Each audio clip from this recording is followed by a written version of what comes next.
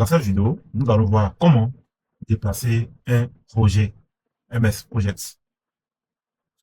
Bienvenue sur ma chaîne en mode projet. Je suis Jacques Ibaka, formateur MS Project, concepteur de SaaS et d'automatisation pour les entreprises.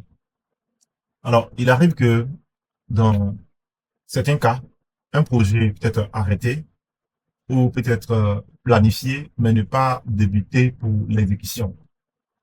Alors, ce qui se passe, quand l'exécution réelle commence, on peut déplacer le projet que de changer uniquement sa date de, de début, ce que dépasser permettra de faire, mais on pourra aussi dépasser certaines tâches sans toutefois dépasser tout le projet lui-même. Alors, dans cette vidéo, je vais vous montrer comment on peut dépasser une tâche ou le projet entier, ou comment aussi faire reculer un groupe de tâches ou une tâche sans forcément aller changer, toucher aux durées, voilà, manuellement. Alors, dans le bavardage, nous allons commencer par dépasser le projet. Alors, pour ce faire, nous nous rendons dans le menu projet et là, nous regardons dans le groupe planifié la fonction déplacer le projet. Aussi simplement que ça. Regardez bien ici la date de la durée. La date de début, c'est le 1er 5e mois 2026, puis ça finit le 11 2e mois 2027. C'est un projet que je n'ai vraiment pas encore modifié. J'ai juste pris ça comme dans les modèles.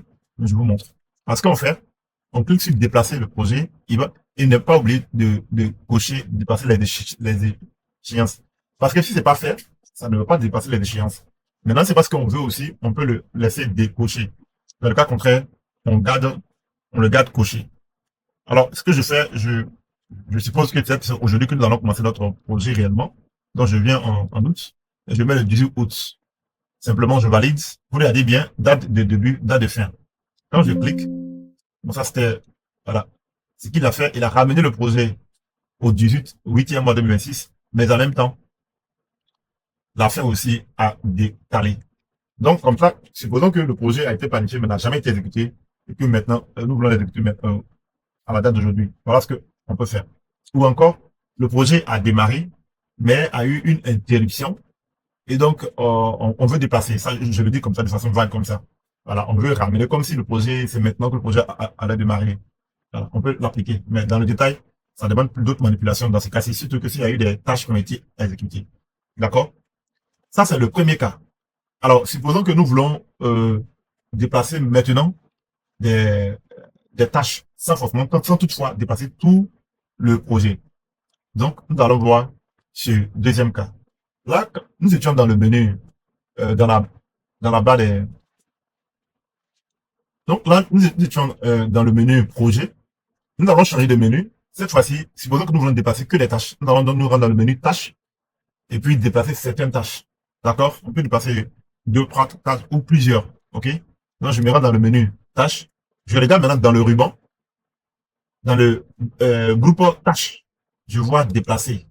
Vous voyez, nous avons plusieurs manières et plusieurs façons de pouvoir déplacer. Il y a des dates qui sont déjà préconfigurées, mais il y a aussi cette possibilité-là de pouvoir personnaliser le déplacement de la tâche. Alors, nous allons utiliser un déplacement préconfiguré. Il y a un jour, une semaine, 4 semaines. Et puis, il y a cette fonctionnalité de composer inachevé à la date d'état, tout ça. Donc, et puis, il y a replanifier lorsque les ressources sont disponibles. Donc, il y a plusieurs fonctionnalités. Mais aujourd'hui, nous allons nous concentrer uniquement, comme je le dis, sur déplacer des tâches. Bien. Alors, je vais replier aussi. Si je déplace dans ce premier lot, ça sera comme euh, on aura fait pour tout le projet. Ça ne sera pas assez visible.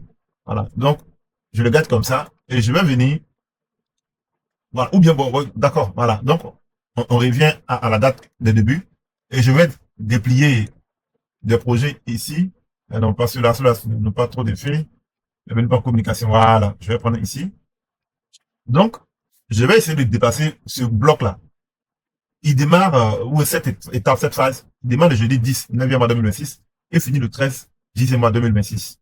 Alors, je vais déplacer, peut-être, oui, ce que je vais faire, je vais décaler que les tâches du bas. Nous allons observer ensemble. Donc, ces tâches-là, je vais les déplacer de 4 semaines. Mais, ok, ça a déjà déplacé. J'avais voulu qu'on regarde, je reprends donc. Donc, observez bien la date de, de début et de fin du projet, surtout la fin. Je reviens donc dépasser mes tâches, je mets 4 semaines.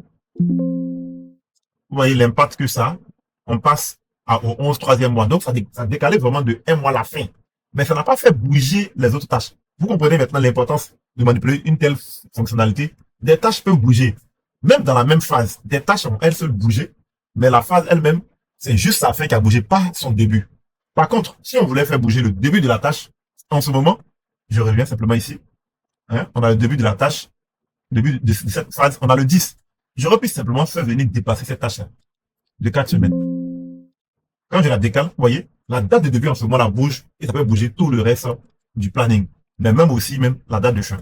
Donc, voici des fonctionnalités que nous pouvons manipuler comme ça.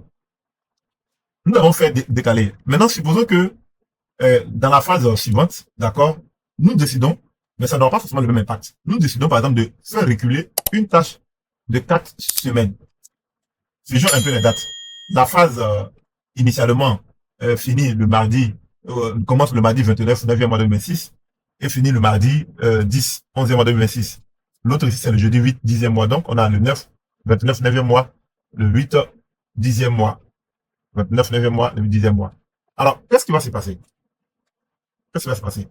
On se rend compte que, par exemple, la phase 2 qui est là, elle va débuter ultérieurement à la phase qui était précédente. Contrairement à ce que, lorsque nous avons dépassé tout le projet, où on a fait dépasser les échéances. Mais l'impact que ça, c'est sur la date de fin du projet. Alors, il y a eu des glissements. Vous voyez, donc des phases qui sont antérieures vont débuter à une date postérieure, parce qu'on a simplement fait déplacer. Et quand on vient sur le diagramme de Gantt, ça peut se voir, ça peut se comprendre. Vous voyez un peu là. Maintenant, nous allons faire reculer une tâche. Il fait comme ça. À elle seule, je la fais reculer. Alors, la tâche va agir, mais vous voyez, ça n'a pas fait forcément bouger la date de fin du projet. Si je retourne, la tâche démarre le mardi 7, 10e mois. Quand je la fais reculer de 4 semaines, donc on a mercredi 7, 10e mois, j'ignore. Qu'est-ce qui se passe? Ça ne bouge pas réellement parce qu'il y a d'autres implications. Mais ça a été notifié là que, par exemple, il y a quelque chose qui a changé dans sa planification. Donc, dans le dupliquer, pour l'ouvrir, nous allons venir ici, dans cette partie, remarque plutôt. Bon, ça n'a pas pris ça ici. Voilà. Donc, début, au plus tôt, date de la contrainte au 9e mois. Vous voyez, non? Contrairement au 7, 10e mois. Donc, cela permet d'imposer quoi? Une contrainte. Une contrainte. Et la contrainte est très visible avec la petite, le petit calendrier qui est à côté. Donc, il y a ce genre de manipulation avancée qu'on fait pour une raison ou pour une autre. Dans une prochaine vidéo, je vais vous expliquer. Si cette vidéo vous a plu, n'oubliez surtout pas de vous abonner, de liker et de partager la chaîne pour que nous puissions faire grossir cette communauté. Nous visons les 1000 abonnés, donc n'oubliez pas de partager pour faire vraiment bouger cette chaîne. Donc, si ces genres de vidéos vous plaisent, dites-le moi en commentaire, j'en ferai d'autres. Et je suis en train de réfléchir pour démarrer une nouvelle série où nous allons parler des fonctionnalités du menu. On va prendre chaque menu, tâches, ressources, rapport, projet, et puis décortiquer.